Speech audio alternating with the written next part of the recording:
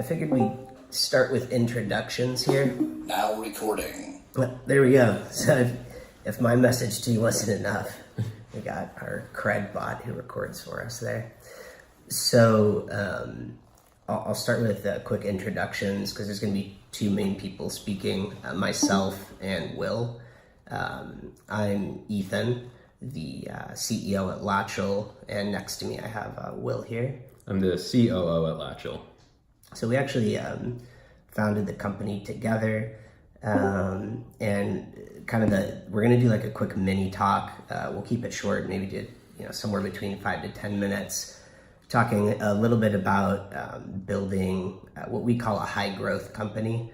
And hopefully there will be elements and things in there that you can take away and apply to your own business. After we kind of talk a little bit on high growth, we'll kind of open it up to questions. So if you have questions about any elements of building, a high growth company, we'll talk about that. And then we'll open it up to kind of general questions about Latchel and our roadmap and how we kind of see the future of maintenance in the property management space. So those are kind of three main things we'll cover. And also if you have like questions as we're riffing over here, feel free to just chat to us in the webinar chat channel. Yeah, I'll happily read off your questions. Don't worry about interrupting. We'll find a good moment and inject so we can make it interactive. Yeah. So I kind of, this is our first time doing this too. So I thought on the topic of high growth, a good place for us to start would be with how we actually started the company. I'll first kind of say Will and I went to college together. We both went to UC Berkeley. That's where we met. After college, we went off doing our own things, gaining experience. I was building mobile applications that were connecting contractors to homeowners, and Will was at Amazon. I think you were there for 5 years or something. No, just under 4. Just under 4. So Will was building the logistics networks and delivery networks for Amazon Prime. So if you've ever ordered 1 or 2 hour delivery, he helped build those systems.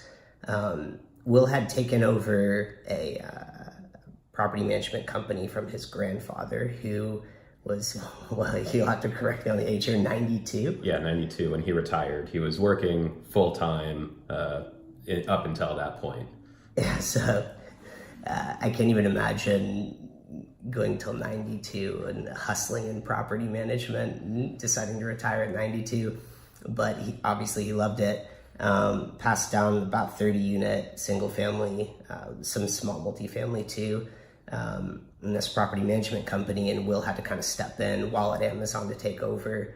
That's when he approached me for help. And what was initially approaching me for help, after the two of us talking about it, ultimately became this business that we created, Latchel, which is of course meant to facilitate with maintenance coordination and helping property managers offload that element so they could focus on growth. And before we actually even had a product or a service, what Will came to me with when he said, well, why don't we start a company? He came to me with actually a set of leadership principles, which ultimately became sort of like the way we defined the culture of our company. So it almost sounds a little bit backwards because what we started wasn't with a business idea. It wasn't with a service idea or a product. It was with a set of leadership principles to build the company. And a lot of these came from his work at Amazon. We shamelessly took a lot of Amazon's leadership principles and applied them to our own culture. But what I kind of want to focus on for this mini talk is what we think was the most important leadership principle that came out of that. It's really what we built the entire company around. And that's this leadership principle that we call continuous improvement. And so the idea behind it is that not only as individuals within the company, but even as departments and processes, any component of the company, we need to be focused on continuously improving that. Ultimately, that meant everything we built, we needed to have metrics we could track to know when we make changes, are we actually getting better? So before we even had our I'll call it an alpha, which was, when we first started, like a little kind of text widget to just help do coordination with contractors, we implemented the success metrics, the things we were going to track to know if what we were doing was working. Yeah, we needed to test, would contractors even respond to text messages in the first place? Because if that's not going to work, like the entire business premise needs to change. So. And it did change, because fundamentally, like, that didn't work. You can't coordinate not even large jobs.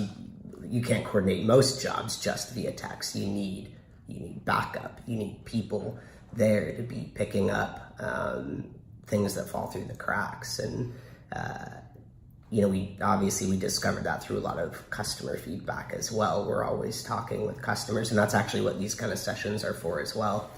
But it all was about continuously improving.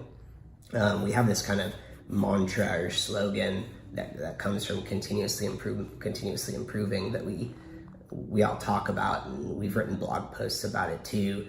But that mantra is, you can't get better by staying the same. And I think it really it kind of means a lot in this industry, because a lot has been the same for a long time. And we now have access to all this great technology, but technology isn't really the answer. It's combining technology with really good operational processes and expert people. So I'm going to kind of backtrack and explain how continuous improvement actually connects to building a high growth company. I think fundamentally what I'm getting to here is, you need to have a strong set of leadership principles to sustain high growth. In March 2018, so almost exactly a year ago, we launched the 24/7 emergency component of our service. At that time, we had 2,000 units that we were doing services on. Today, so almost exactly a year later, we're operating that service on 31,000 units.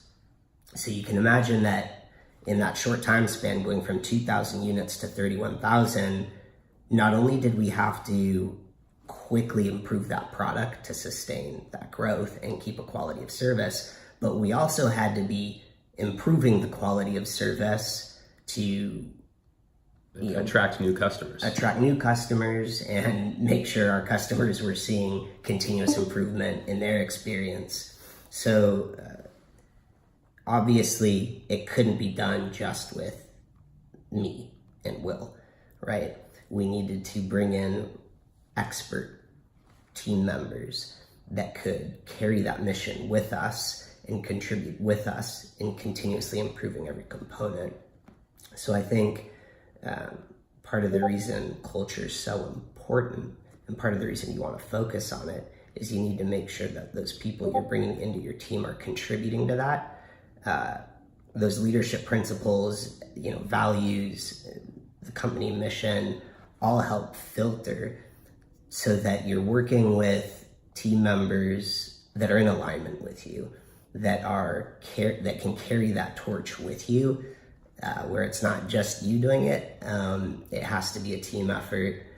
Otherwise you couldn't, no one would be able to sustain and do it well, a 2,000 unit to 31,000 unit growth in such a short period of time. Yeah, for a short analogy, like when you're recruiting people, you're getting everyone into the same boat with you.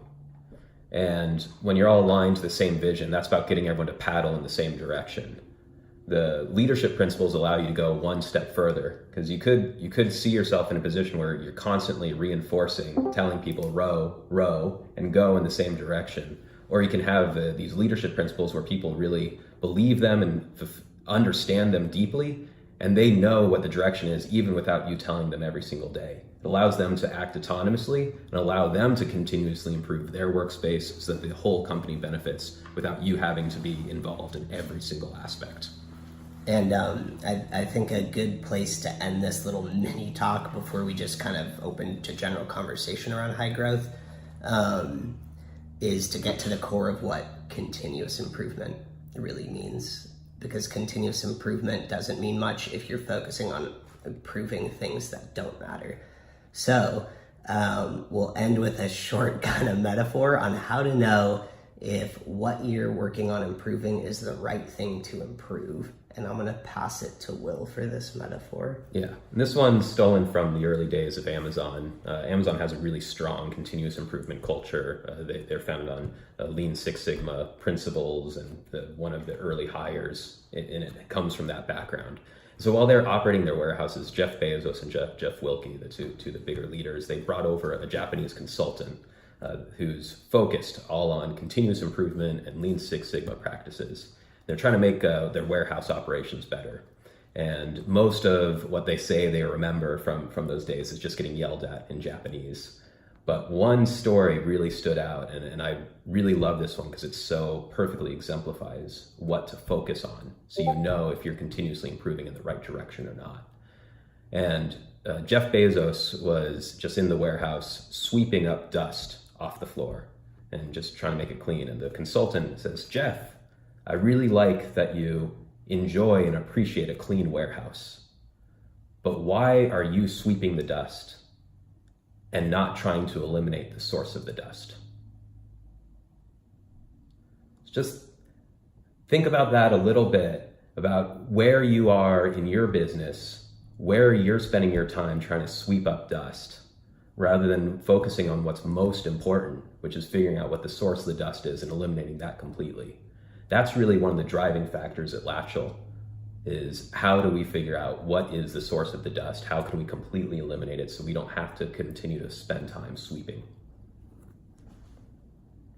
Cool. So I think that's a good segue into just kind of opening it up to some kind of more general conversation around high growth. And there are other topics we can kind of like riff on if there's no questions, but if anyone has a question, feel free to shoot them. Otherwise, we can go to some kind of specific scenarios in our company's history of times we've focused on the source of the dust. Do you have any examples that we could maybe start with, actually, and maybe that'll lead into some questions? Yeah, there's fundamentals about making things self-service. One thing that we consider to be the dust is things that take you out of your day-to-day when people might be able to help themselves. So we found a lot of issues with contractors scheduling work, and we would constantly have to be calling them to be certain that they've actually taken the job, they've scheduled with the tenant. So after spending all this time calling contractors, we realized if we just provide the tenant's availability up front and let them choose from that, it greatly reduced the amount of engagement and interaction required, and it made the work orders get scheduled a lot faster. I think it just goes to like, how do you, if that specific case, how do you lower friction to get the behavior you want? Another leadership principle we have is simplify and improve. Kind of speaks to that. We have a couple questions though, so maybe we can talk on those. We'll just go kind of a first come first serve here, and it's related to contractors, this question, so I think it's a good one to hop to. But how do we know we are getting the best price on contractors? So there's multiple aspects to look at. I mean, there's definitely market rates, and there's tools like Home Advisor and Thumbtack that can also give you a quick guidance on like what market rates are. But best price doesn't always mean best value. You find oftentimes that somebody who may be the cheapest one might go out and then require rework.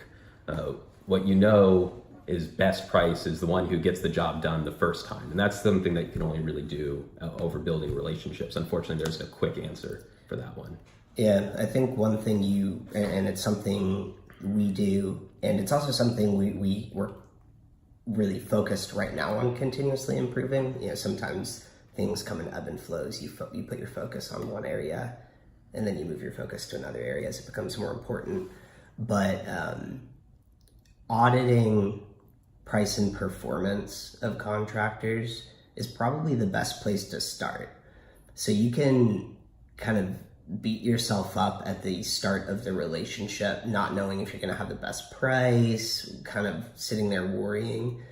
I think the best way to do it is you set some quick heuristics to know, okay, am I not getting ripped off, right? Is this guy, especially if they need to be, is this guy licensed, bonded, insured, things like that. You want the basics covered. After that, you want a good auditing process, especially on the first few jobs they're going to do. And that might, could potentially mean putting boots on the ground and doing a walkthrough, especially if it's like a bigger job they've been given. Another easy way to do it is, if you have to do a recall to get the thing finished because they didn't finish on the first pass, that's not a good sign. So building an audit system is important. And then, trying out multiple contractors to be able to weigh pricing among different people is also good. Like the next one, how do you wean your way off of paid acquisition? For anyone who's not already in the paid acquisition, definitely recommend don't start. You can get very addicted to the easy. You should explain what paid acquisition means, just in case. Yeah, so everyone knows. Paid acquisitions means you're paying somebody else for either lead sources or you're paying for advertising. You're putting money down with the hope that certain number of people are going to engage with your ads or end up on your landing page, so then you can talk to them and engage with them. It's more paid direct advertising. Are there other examples that you'd give? Yeah, that's the best. If you're paying for Google pay-per-click, Facebook ads, things like that would be paid acquisition.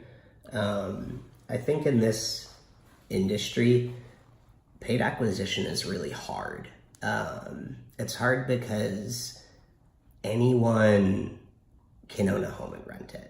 There's not like a clear demographic you can target. So I think the easiest way to wean yourself off paid acquisition is to start by providing value for free somewhere else. And we've actually kind of burned this down into three possible ways to do it. One is you actually provide some type of free service. One thing we do at Latchel, and this is actually new for us, it's something we're testing.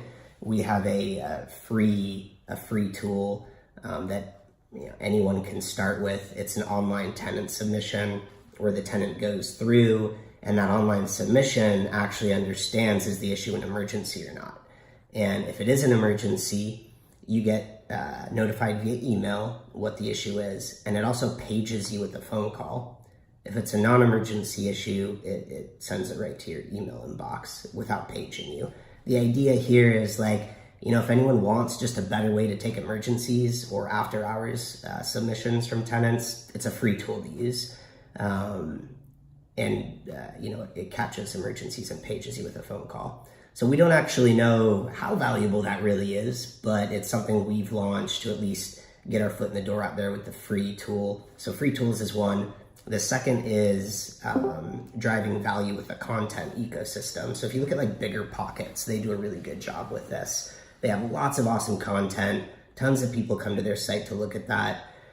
So if there's content you can be providing to your customers for free, that's really great, and foster that ecosystem, give things that are valuable to them, and continue to do that. It earns their trust. It builds you as an authority in the subject, and then they come to you, right? The third is build a community, and that's a little bit of what we're kind of trying to do with Discord. I think probably most of you in here right now are actually customers that might have questions about our service, things like that. But one day we hope maybe this community here can go beyond just customers of Latchel, and it can be maybe landlords engaging with property managers, and maybe this channel we're building can ultimately become a source for you to connect with your customers. And if not just that, maybe to connect with other people with great ideas to help you build high growth companies. So I see those three things as the best ways to get off paid acquisition. I will add one more point, which is what any high growth business and company absolutely needs to have an element of. And it can sometimes be difficult in property management to be able to get this element, and that element's a virality factor. How is it that by using the product or engaging with your product, or at least by being part of the ecosystem, does it inherently inspire people to share the product or share your services? So that could be a referral program, which is still paid, or it could be some other kinds of bonuses or incentives that you give to people to be able to share it. You'd have to think, because we still haven't solved this problem. It's something that we're looking to be able to solve to get to that next growth level. Yeah. So I have another question about tenants sometimes calling with wants versus needs, how to confirm, and then how do you confirm, will we confirm prices before doing the job? So Ethan, why don't you answer the first one versus how we screen emergencies versus non-emergencies? Yeah, so I mean, a lot of the submission tools we've built for tenants are built to weed out wants versus needs.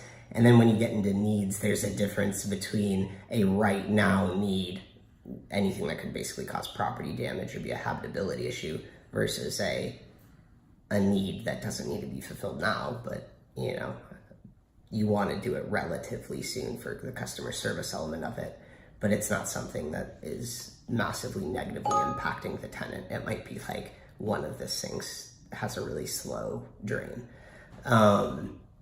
So our systems do a really good job detecting emergencies. We've built them for that. The reason we do that is the worst thing that you can do is miss an emergency situation and end up with thousands of dollars in property damage. So the way I kind of think of it, you want to prioritize what you're hitting. It's most important for us to make sure we hit, is this an emergency or not? Second thing is this even something that should be worked on or not? And we've put less focus there. The best thing we do right now is we filter it through people that have all been in property management. So you all probably already know this, but everyone on our team comes from a property management background. So it's really easy for them to see something and know this isn't something we should be working on. Because we've structured it that way, we don't necessarily need like loads and loads of lease rules to know, if something should be worked on or not. Everyone we hire is, smart enough to be able to figure that piece out. I think part of your question is probably like, how do you actually deal from a customer perspective when a tenant's calling in with a want and they're adamant about a want versus it being a need? For example, hey, the blinds were just kind of shabby looking when I moved in a month ago. Replace all the blinds. And I mean, that's, the best you could do is just have a customer obsessed culture. Customer obsessed doesn't mean, hey, we're going to go replace the blinds. It means, hey, I understand that you'd like those blinds replaced. Everyone would love fancy new blinds. So I feel ya, but we can't do that. Or here's how we can make it happen, and here's the appropriate rent increases or payment for it, or et cetera. Right, and I mean, for us, it would be, well, sure, we can help coordinate that, but you're paying for it. And we've done that too with some of our customers that want to do like help tenants out. We'll coordinate, the tenant pays it though. Yeah, Latchel doesn't take over the job of the property manager or the asset manager at all. We don't take over that relationship. We're focused on the maintenance coordination. So we do the work that you tell us to do. Then we're good at detecting emergencies and knowing that we have to move quickly on that.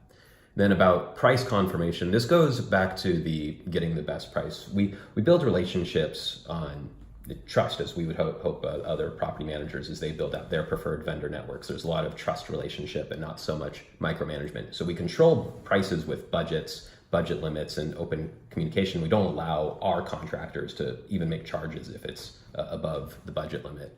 But we ensure that it stays below that. And generally it's a $200 budget limit that we won't allow them to go above for an emergency situation at all, unless they talk to us and it's a reasonable request or reasonable need. I think it's important too to distinguish between like a budget limit that you might give a contractor versus the budget limit that comes from the owner of the property. So you may have like an agreement with property owners that, hey, we won't go over $300 without getting your approval. It doesn't help you though to tell every single contractor going up for every single job, hey, the budget limit's $300, because you'll start seeing a lot of $299 invoices. So what we do, we call it a soft budget limit, but the soft budget limit is what we tell the contractor that we want the price to be. And if it's going to be over that, then they need to approach us to get approval. We know that we can approve anything up to 300 though, or it doesn't have to be 300. Obviously, our customers tell us what their budget limits are with the owners. Yeah, and that's Olga, the top cap. To answer your question, we don't set the budget limits. This is all specific to your portfolio, your properties, even down to your specific owners may have their own budgets. We know that different property management companies have different budgetary needs, so we're not the ones setting the budgets for you. We're just enforcing the budgets, and we'll often if you give us a cap that's too high, we'll lower it so that you're not getting charged too much. James, I want to answer your question. I'm actually planning to write a blog post about this one soon. This question is about handling contractor payment for premium service, like whether Latchel handles contractor payments, how we handle 1099s and all that stuff. So Latchel, we work with your contractors in two different ways. Either it's your contractors and then you have to handle the payments, 1099s, etc., or it's Latchel's contractors.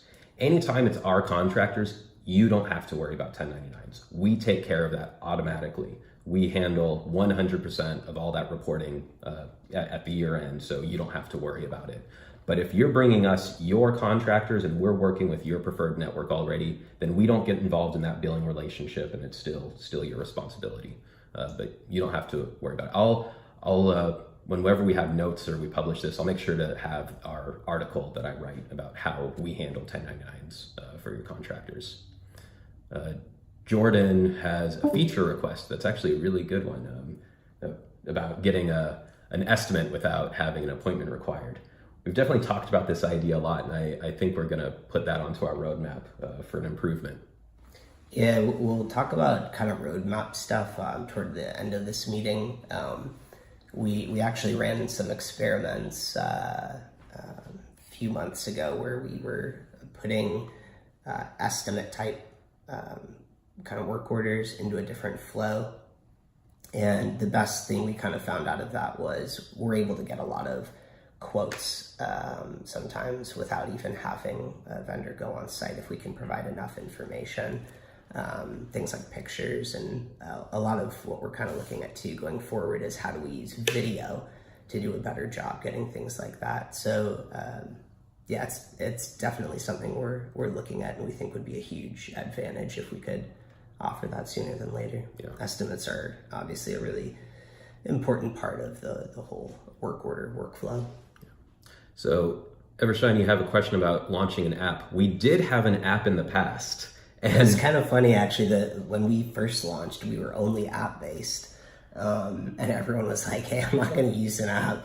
Just put it on a web portal." But yeah, I think having an app will be important. So yeah, the key with apps, user behavior in like the past few years with apps has really changed compared to say 2009, 2012. People use only a few apps at all, and they're things that they tend to engage with on a daily or weekly basis. These are things like your email, web browser, maybe Facebook, Instagram, or some other social media tool. And things that are used infrequently tend to just never get touched or completely forgotten that they have them. So with maintenance requests, like tenants tend to only submit a couple a year, if that. So they have very little reason to download an app. And same with contractors, like unless you're representing like 80% of their business or more, they have very little reason to use an app. So we made everything mobile friendly. So it's all mobile websites and it will be mobile responsive. And that's how we solved that problem. Yeah. All right, let's see. So exterior things such as roofing, can estimates be done without an appointment or tenant present? And yes, and we also allow any appointments to be done without the tenant presence as long as you have access instructions or some system. We've had clients that have mobile lockbox systems or other things that we've worked with, so that way we can provide access on demand or as needed for vendors to show up. And anytime it's exterior work, of course, we're going to let them just show up, don't have to schedule a time with the tenant, but we still notify the tenant, hey, the appointments, they expect to come this day or this time. I like this last question because I've actually had a few conversations just this week about this. I was actually in a conversation with someone that exclusively does fix and flip, and they flip and kind of provide these turnkey investment properties to buyers. But project management's really important to them because they're coming in and doing rehabs, complete remodels. Probably the best comparison I can give for it's a current customer we're working with that does IDD homes, so homes for the intellectually and developmentally disabled person. And what they'll do is they'll buy up a home, but have to do a lot of remodeling related to making it, accessible. So like ramps up to doors if there's stairs, adding like grab bars and things around the home, and sometimes like retrofitting toilets to basically beef them up and make them last better when you have things like diapers being flushed. And we can do that in a lot of different ways. I don't want to dive like too deep into the specifics, but what ends up happening is we usually will go out and do 2 to 4 bids, and we'll work on those bids with a combination of inspections to do a walkthrough, and the inspector will provide like kind of punch list, and then we'll kick that to a few different tradespeople or potentially GC. We've also done this in a way where our customer, so the property manager, does the walkthrough and provides some type of initial punch list that we then coordinate with GC to get a bid on. Sometimes the GC will actually do the walkthroughs themselves and provide the bids themselves. If it's a smaller project, we may not use a GC. We may actually like parcel it out to different trades. Now, in terms of like the inspection that happens after, you obviously don't want to have the same person that did the work do that inspection or walkthrough. So we do that in a couple different ways. One way we've done it in the past is use handymen that we have in the area to actually do the inspection. Other ways we've coordinated with our customer, and the customer actually does walkthroughs and things like that. So lots of different ways to do it. You may want to set up like a one-on-one with us, and we can like dig more into your specific needs. Yeah. So Everstein has a comment about having a more valuable platform with more integrations. Like we are hungry for integrations, and we'll integrate with any platform that is a open platform.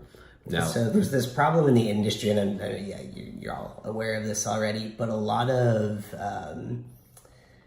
the property management platforms are closed systems, or they have very high integration costs. Like Rent Manager is open, but it's a high integration cost. Appfolio, Buildium, Propertyware, those are all closed systems. Well, Propertyware is sort of open. They talk about an API, but believe me, we've tried to integrate with their API, and it's such a pain that they might as well be a closed system. But what I could say is a lot of what we've been doing is building plug-in tools for these integrations. So as an example, we do have now an Appfolio integration. We have a really cool little Chrome plugin. It's basically a one-button click. All property tenant information is synced, and all work order information is synced. So there's no like data entry that has to happen.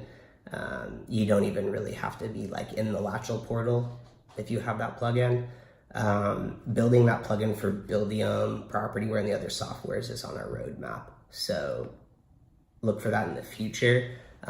For now, we only have that for Appfolio, though. I do want to plug one item coming on our roadmap very soon for our premium customers, and that is an integration with Google Mail for owner communication. And this will allow you to have your owners get notified of maintenance requests and issues that are coming in through the Latchel platform, and even allow them to do pre-approvals, increased budget limit approvals. And all of that communication gets sent from your email or your property manager's email. So that way you don't have to worry about it. The communication between your customer, being done by a third party, i.e. Latchel. So, the cool thing with that is like if the property owner is responding with questions, like that's not coming to Latchel, that goes right to your email inbox because the email came out of your inbox. So it's kind of we do have that cool integration too. We also integrate with calendars. So we have clients that have their own in-house handymen and they want to be able to manage their calendars. Any contractor that works on the Latchel platform can plug in their Google Calendar and all the appointments just automatically show up and are visible inside their calendar too. Yeah. We should address this next question here. How are you different than Cozy Co? I'm sure a lot of you know of Cozy, most famous for their free online rent collection. I think Cozy's awesome. Cozy is awesome for online rent collection. Their maintenance tools are not very robust. So we don't handle online rent collection. So actually a lot of our customers using Cozy, they use Cozy for rent collection and then they use us for handling all the maintenance. Keep in mind, like Cozy doesn't have operations capacity like we do. So they're not going to be taking calls from tenants like we are. They're not going to be troubleshooting issues like we are. So different use cases. It's like, do I want to buy cowboy boots or do I want to buy sneakers? If you want online rent collection, Cozy's great. Yeah.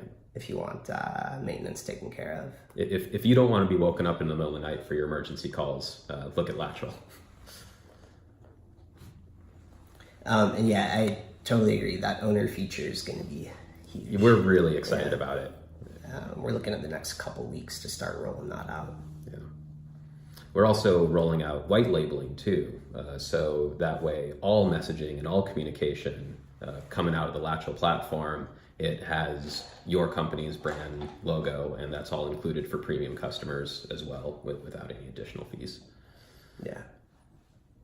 A lot of this stuff, like, we've gotten asked for it for a while, and just sometimes it can take a couple weeks for us to get to it, if not longer than a couple weeks sometimes. But, we try and, back to that kind of high growth topic, we try and focus on the things that are going to be the most impactful or provide the biggest quality jump in, our service.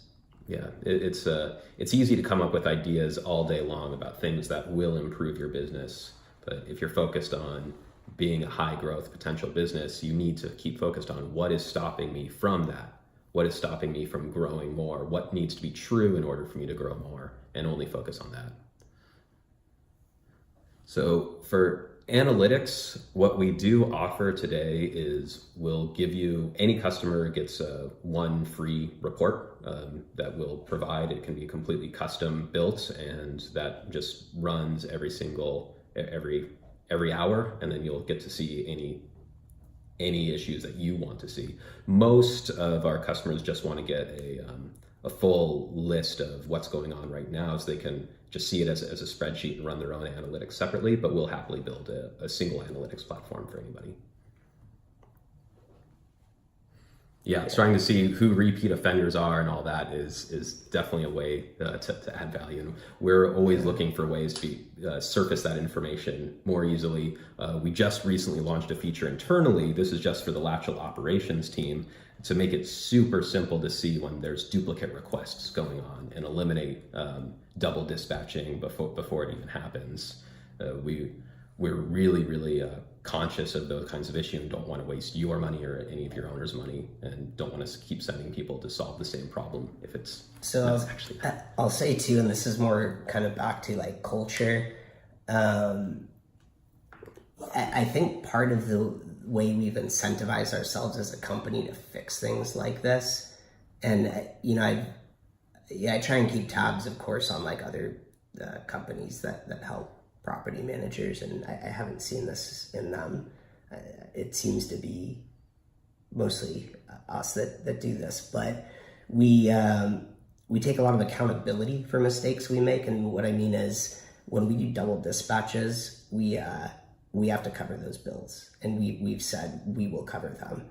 And so when we're the ones covering those bills, and instead of saying, oh, well, it's your thing, you figured out, we're a lot more incentivized to go fix that and make sure it never happens. And that's sort of how we realized this was like, I mean, obviously it doesn't happen much anymore. I can't even remember the last time it happened, but it is a bigger problem like months ago where we're like, oh, okay, we gotta reimburse $200 here. Oh, gotta reimburse $150 there. And when you do that enough times, you're like, we really gotta solve this problem and totally stop it from even being a possibility of something to get double dispatched. Even if it's a case where, you know, something comes in, and keep in mind, part of this can also happen because like the access to information isn't always like clear.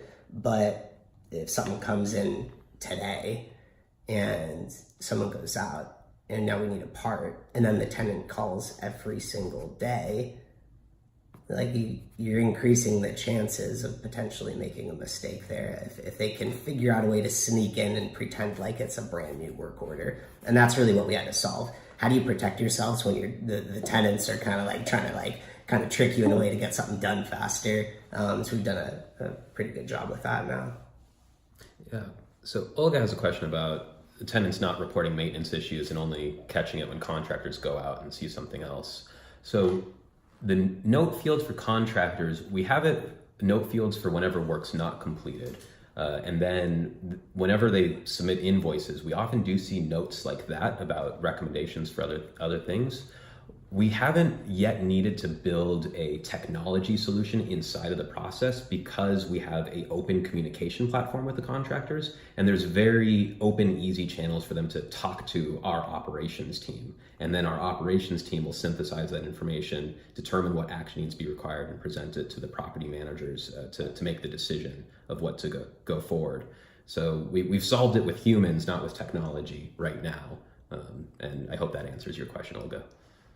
Also, this question James just posted is, we didn't talk about it as an upcoming release, but that's actually something we're going to be launching in the next couple of weeks. So James asked, will any information from tenant feedback to Latchel be shared with the owner for the owner to monitor satisfaction with things like contractor performance and issue resolution?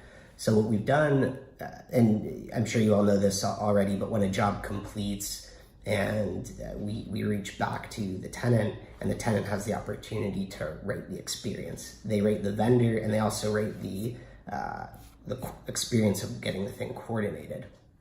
And then the thing that's going to be launching in the next 2 weeks, whenever they leave a positive review, we're going to be prompting them to post that review back to your social media pages. So you'd pick one page. The reason you only pick one is 2 is too many.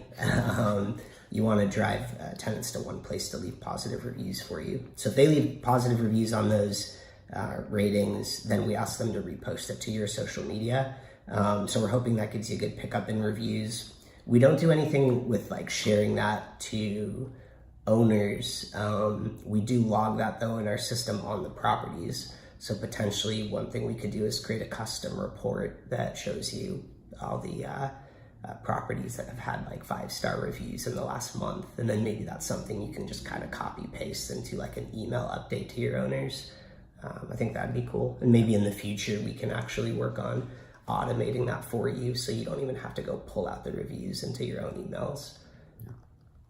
Olga asks, is there a way to let contractors know to be on the lookout for other issues that could become emergencies? Yeah, we have multiple fields of information when we send out work orders. There's just a general description that describes what happens, but the really important thing is vendor instructions, which is really what's specific. A lot of maintenance platforms, and you see it in AppFolio, they'll just take whatever the tenant put in as the description of the problem and pass that on to the contractor. And it's not always easy or obvious to put vendor instructions separately that may edit or say, hey, they may be complaining about all these things, but only focus on that. So when we work with our contractors, we're clear the vendor instructions are what are important. This is the instructions of what to do, and here's what else to be on the lookout. Maybe do this work, but also provide a bid for something else or whatever else you might want. It's a completely free-form text. And we just enforce it by training them that way. We use that a lot for emergency situations where we instruct anyone going out to fix an emergency, especially if it's after hours or weekends, to do the minimum amount of work to stop the emergency. Obviously, it can be expensive to send someone out at night. We don't want them going out to do a full job. We want them fixing the emergency, and then potentially we can schedule more work for later. So Jordan asked, how do you go about coaching vendors to be better fit with the Latchel roadmap? Seen where a contractor gets frustrated and wants to go around the portal. Is there other rollouts in the works to help smooth that process new to Latchel vendors? So there's two categories that we've seen very frequently. It's either preferred contractors coming from the property management company or contractors coming from the Latchel network. We see a much lower incidence of this going around the portal when Latchel recruits the contractors, but any instances that we get, we hope that our customers would let us know, because those customers usually want us to be managing that relationship anyway. But with the other contractors, we frequently do deep dives and interviews with them, just try to understand what really are those pain points and frustrations, and we will make improvements according to that to reduce it. Like, one thing we're thinking about is just enabling faxing as an invoice, because some very old school contractors still want to only fax in their invoices, and our technology platform's set up in a way that we can receive it, but we don't have an automated way to process it yet. So we're going to work on that.